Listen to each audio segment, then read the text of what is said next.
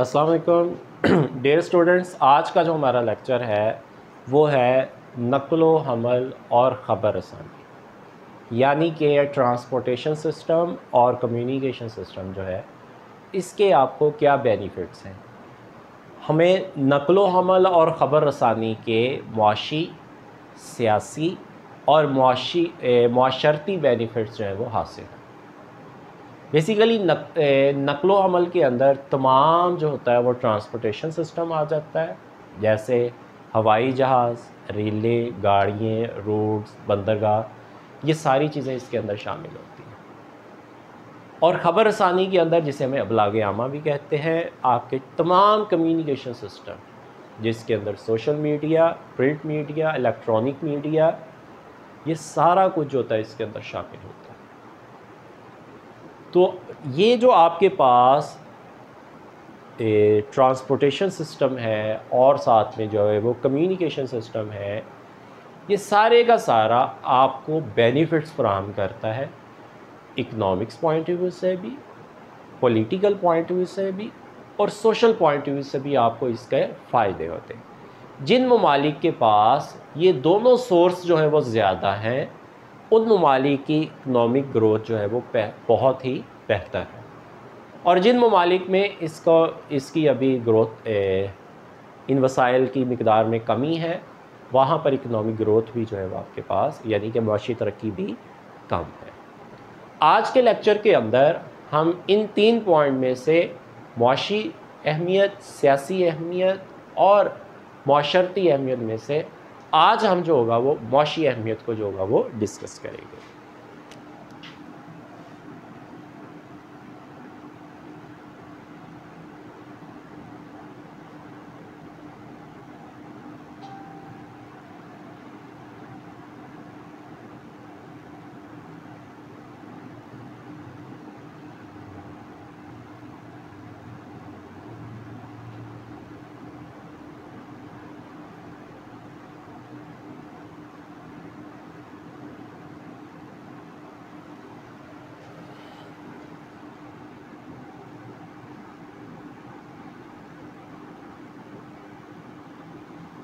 इन तीनों सेक्टर्स के अंदर आपको बेनिफिट्स हासिल होते हैं नक़्ल व हमल और ख़बर रसानी के। हम क्या करेंगे कि आज सबसे पहले हम इकनॉमिक बेनिफिट्स जो है वो उनको डिस्कस करते हैं। तो मुआशी अहमियत में सबसे पहले आपके पास पॉइंट बनेगा कुदरती वसाइल से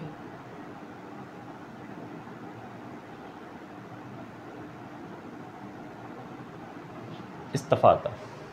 जो हमारे पास नेचुरल रिसोर्सेज है उनको हम इन्हीं दोनों सेक्टर्स की वजह से हमें उसकी इंफॉर्मेशन मिलती है, हम उसको एक जगह से निकालते हैं और दूसरी जगह पर उसको सेल आउट करते हैं।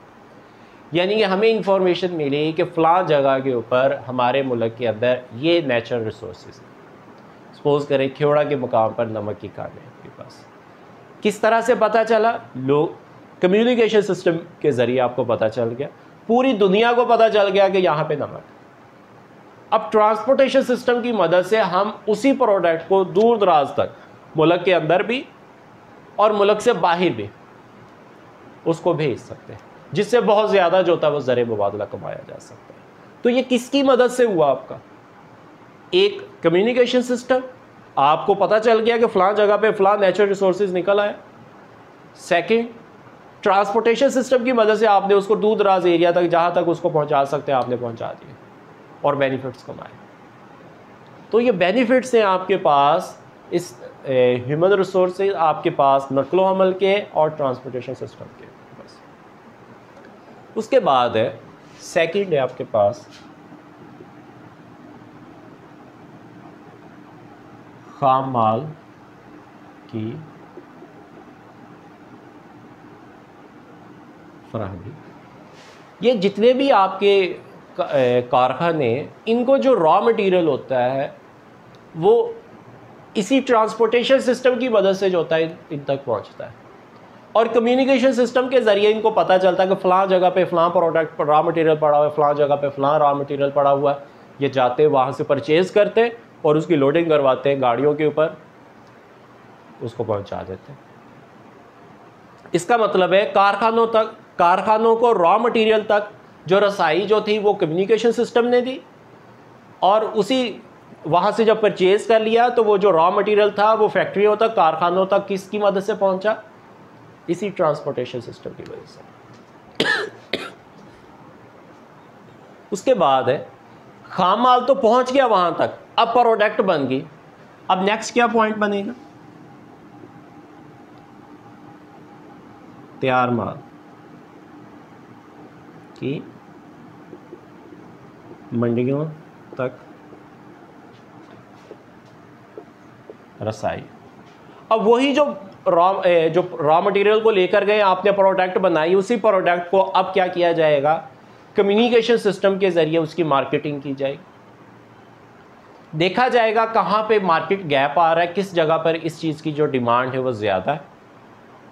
ट्रांसपोर्टेशन की मदद से आप वहाँ तक अपनी प्रोडक्ट को पहुँचा देंगे और उसकी बेस्ट प्राइस जो होगी वो आप कलेक्ट कर सकते हैं। उसके बाद है कीमतों में इस्तेहकाम।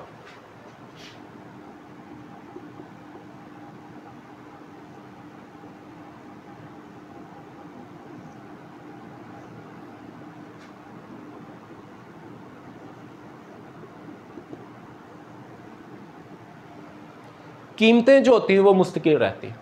मार्केट के अंदर जो प्राइस लेवल होता है वो स्टेबल हो जाता है। अगर किसी जगह पे सप्लाई ज़्यादा होती है तो आप वहाँ से प्रोडक्ट उठाते हैं, वहाँ पर पहुँचा देते हैं जहाँ पर उस चीज़ की डिमांड।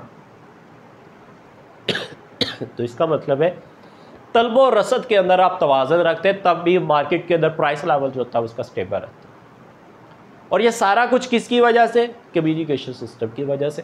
प्रोडक्ट को एक जगह से दूसरी जगह पे पहुँचाना किसकी जगह पे? ट्रांसपोर्टेशन की वजह से आपको। उसके बाद है मुसारफ़े पैदाइश में कभी।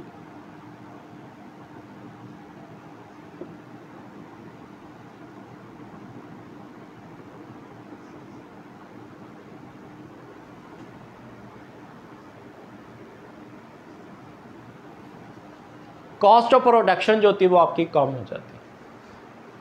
आप क्या करते हैं, जहाँ से आपको सस्ते दामों जो होता है वो रॉ मटेरियल मिलता है, आप उसको ख़रीदते हैं और प्रोडक्ट बनाकर मार्केट में लॉन्च कर देते हैं, और जहाँ पर उसकी सही प्राइस आपको मिलती है आप वहाँ पर उसको फ़रोख्त कर देते हैं। इस तरह से कॉस्ट ऑफ प्रोडक्शन कम हो जाती है, लेवल ऑफ प्रोडक्शन आपका जो होता है वो बढ़ जाता है। आप जदीद मशीनरी जो होती है वो बाहर से इंपोर्ट कर सकते हैं, जिससे भी आपका कॉस्ट ऑफ प्रोडक्शन जो होती है वो कम हो जाती है।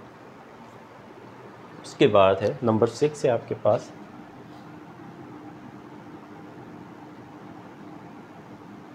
रोज़गार का असूल। इसी ट्रांसपोर्टेशन सिस्टम के ऊपर और कम्युनिकेशन सिस्टम के ऊपर कितने ज़्यादा लोगों का जो है वो रोज़गार लगा हुआ। कुछ लोगों का डायरेक्ट इनके साथ रोज़गार इन्वॉल्व है, कुछ लोगों का इनडायरेक्टली जो होगा वो रोज़गार जो है वो इनके साथ लगा। तो इसका मतलब है ये जो एक बड़ा आपका इंफ्रास्ट्रक्चर है, आपका एक बड़ा सेक्टर है ट्रांसपोर्टेशन सिस्टम और कम्युनिकेशन सिस्टम, जिसकी वजह से आपके बहुत ज़्यादा लोगों के जो है वो रोज़गार के अंदर इजाफा होता है। नंबर 7 है आपके पास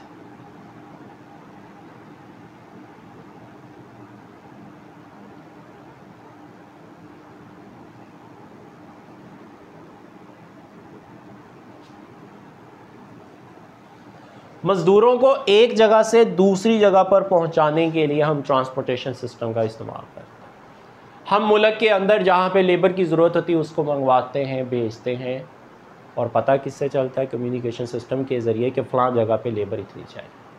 इसी तरह से हम वीज़ा लेते हैं, अदर कंट्रीज़ के अंदर जाते हैं, तो वो भी हमें कम्युनिकेशन सिस्टम के ज़रिए पता चलता है। और कितना ज़र मुबादला हर साल बाहर से जो होता है वो आपके पाकिस्तान में ट्रांसफ़र होता है। और ये सारा किसकी वजह से हो रहा है? इसी कम्युनिकेशन सिस्टम और ट्रांसपोर्टेशन सिस्टम के ज़रिए। कितने लोग जाते हैं, कितने लोग जो आते हैं, कितने मज़दूर एक जगह से दूसरी जगह पे हर रोज़ ट्रांसफ़र होते हैं काम करने के वजह से, और कितने लोग जो होते हैं वापस आते हैं। तो ये सारा कुछ होता है वो इकोनॉमिक पॉइंट ऑफ व्यू से जो बहुत ही ज़्यादा बेनिफिशियल है आपके पास। नंबर 8 है आपके पास तशहीर। मार्केटिंग। कम्युनिकेशन सिस्टम के ज़रिए आप जो प्रोडक्ट बनाते हैं उसकी मार्केटिंग करते हैं, print media, electronic media, TV, radio, internet के ज़रिए, सोशल मीडिया के ज़रिए आप क्या करते हैं, अपने ब्रांड को जो होता है वो उसकी पब्लिसिटी कर देते हैं, अपने प्रोडक्ट की पब्लिसिटी करते, पूरी दुनिया में, पूरे पाकिस्तान के अंदर जो होता है हर जगह पर उसकी इंफॉर्मेशन पहुंच जाती है। और जिसको वो चीज़ चाहिए होती है वो आपको कॉल करते हैं, आपके साथ कनेक्ट होते हैं, आपके साथ ऑर्डर करते हैं, आप वो प्रोडक्ट जो होती है वो ट्रांसपोर्टेशन के ज़रिए जो होती है उन तक पहुंचा देते हैं।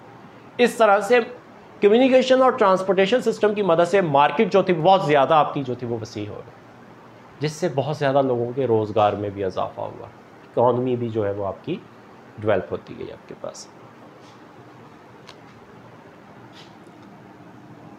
नंबर 9 है आपके पास,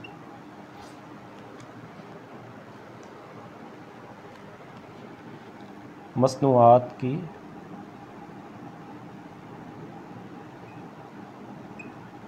अगर आपके मुल्क में किसी प्रोडक्ट की कमी है तो आप उसको क्या करते हैं, दूसरी जगह पर या किसी एरिया के अंदर उस प्रोडक्ट की कमी है तो आप क्या करते हैं, उस प्रोडक्ट को बाहर से जो होता है या उसी मुल्क के किसी दूसरे एरिया से मंगवा कर वहाँ पर जो डिमांड्स होती है उसको प्रमोट कर देते हैं। उसके बाद है आपके पास मंडी में वस्त।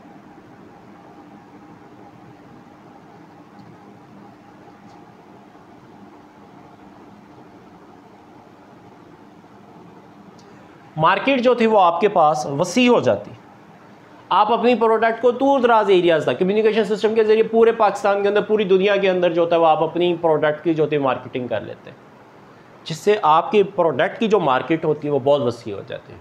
और ट्रांसपोर्टेशन सिस्टम के ज़रिए आप अपनी प्रोडक्ट अपने मुल्क में और अपने मुल्क से बाहर जो होती है उसको भेज सकते हैं, जिससे आपका बहुत ज़्यादा जो होता है वो रेवेन्यू जनरेट होता है। तो इसका मतलब इकनॉमिकली जो है वो आपका ट्रांसपोर्टेशन और कम्युनिकेशन सिस्टम के बहुत ज़्यादा आपको फ़ायदे हैं। तो डियर स्टूडेंट्स, ये था आज का हमारा लेक्चर। अपना ख्याल रखिएगा। अल्लाह हाफिज़।